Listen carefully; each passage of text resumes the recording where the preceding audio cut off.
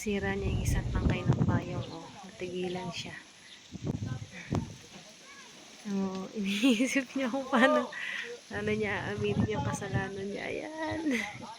Lalo mapuputol. Kinakabahan na yan. Yan, putol na. Kinakabahan na siya. Oh. Inaayos niya yung putol. Oh.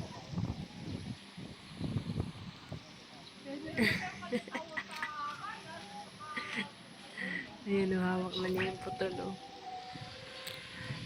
Kaya niya pupunta na dito.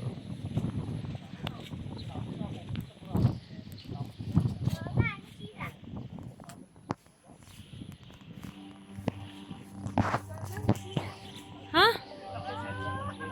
Bakit? Ala!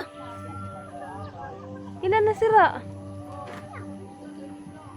Wala ka.